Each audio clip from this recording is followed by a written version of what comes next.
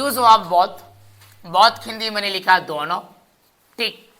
Rule में आ गया both plus PCN, और आपको मैंने लिखा पीवी का इस्तेमाल।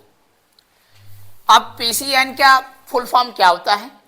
पीसीएन का फुल फॉर्म होता है plural countable noun, plural countable noun.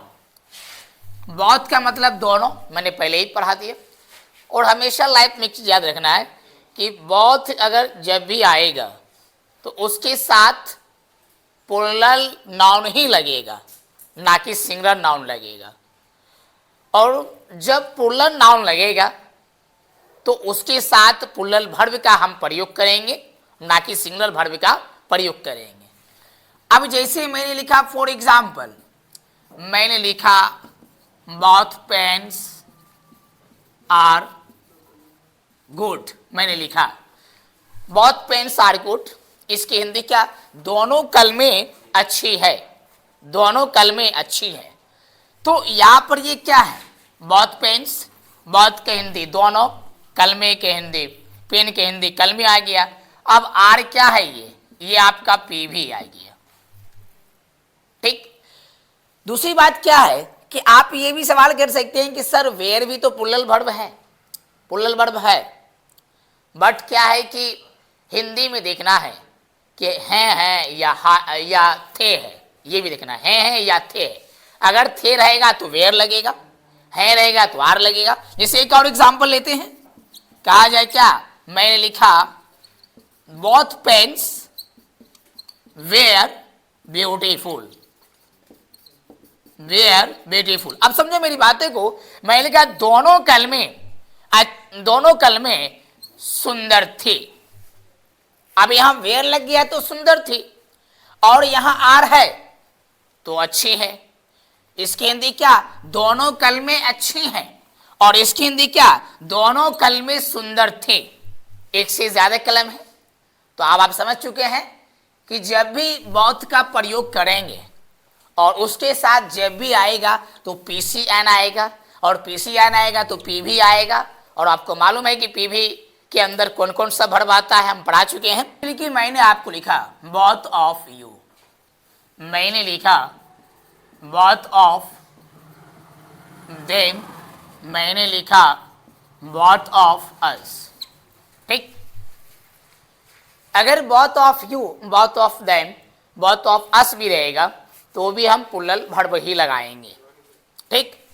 यहां लिखेंगे पी भी, ठीक। इसके साथ कभी भी एस भी नहीं लगेगा, हमेशा याद रखना है कि पी भी ही लगेगा। अब सवाल ये उठता है कि बोथ ऑफ का हिंदी क्या होगा? समझो, बोथ ऑफ का हिंदी ये होगा, बोथ ऑफ यू का हिंदी आप दोनों या तुम दोनों, बोथ ऑफ यू आप दोनों या तुम दोनों, बोथ ऑफ देम वे दोनों, बोथ ऑफ अस हम दोनों। इसकी हिंदी ये होगी। तो इसके साथ जब भी लगेगा तो पी भी लगेगा, चाहे वो बेसिकली लाइन में हो या आप टेंस में जाएंगे तो भी वहां पी भी का हमको इस्तेमाल करना है। जैसे एक एग्जाम्पल लेते हैं, मान चलिए कि मैं लिखा for example both of you are doctors. इसकी हिंदी क्या? आप दोनों डॉक्टर हैं, ठीक। इसकी हिंदी ये कि both of you are doctors, इसकी हिंदी ये कि आप दोनों डॉक्टर हैं। तो यहां पर ये क्या होगा? पीवी होगा। ये जनरली तौर पे बेसिक पॉइंट है, ये बेसिक लेवल है ये। लेकिन इसको जब हम स्टैंडर्ड में जाएंगे टेंस लेवल पे, तो वहां पे हम पीवी लगाएंगे। तो वहां पीवी कैसे लगेगा टेंस पे? अगर हम प्रेजेंट इंडेफिनिट टेंस की बात करें तो उसकी भी चर्चा मैं कर लेता हूं। एक और एग्जांपल कहा जाए क्या? मैं लिखा both of you go to college, go to college. इसकी हिंदी क्या? कि आप दोनों कॉलेज जाते हैं, ठीक। यहां पर गो आपका पीवी हुआ। आपको मैंने में पहले ही बताया था कि टेंस में खास करके प्रेजेंट इंडेफिनिट टेंस में, वो भी अफर्मेटिव सेंटेंस में, ठीक है ना, वहां जब भी प्लूरल वर्ब लगता है तो उस वर्ब में एस या एस नहीं लगता है। वर्ब का हमेशा रूप प्लूरल ही होता है, ना कि वो सिंगुलर होता है। जब उसमें एस या एस लग जाता है तो वह वर्ब सिंगुलर वर्ब कहलाता है। तो यहां नहीं लगा एस या एस तो ये प्लूरल वर्ब कहलाएगा। हमेशा याद रखना है अगर ऐसी वाली पॉइंट आ जाए, ठीक है ना, चाहे कहीं भी आ जाए, ऐसी वाली पॉइंट अगर आ जाता है तो हम पीवी का इस्तेमाल करेंगे, ना हम एसबी का इस्तेमाल। पूछा जाएगा उसके बारे में चर्चा करते हैं। मान चलिए कि मैंने लिखा बोथ ऑफ यू डैश, मैंने लिखा आपको इंग्लिश, ठीक, ये मैंने क्वेश्चन लिखा है। इसकी 4 ऑप्शन है, नो, बी, नॉस, सी, नॉन, डी आपका नन। समझो मेरी बात को। मैंने क्वेश्चन लिखा है बोथ ऑफ यू और आपका जो खाली स्पेस है वहां छोड़ दिया और मैंने इंग्लिश लिखा है। 4 ऑप्शन है, नो, नॉस, नॉन, नॉन।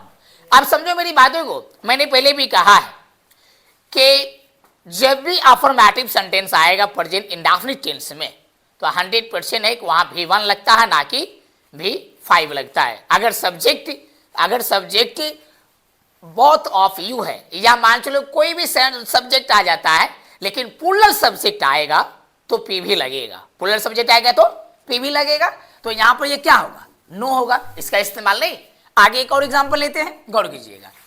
क्या आ जाए, क्या, बोथ ऑफ अस, खाली स्पेस, ठीक है, मैंने लिखा, ओह माय गॉड, मैंने लिखा टू मार्केट, ठीक। अब समझो मेरी बातों को।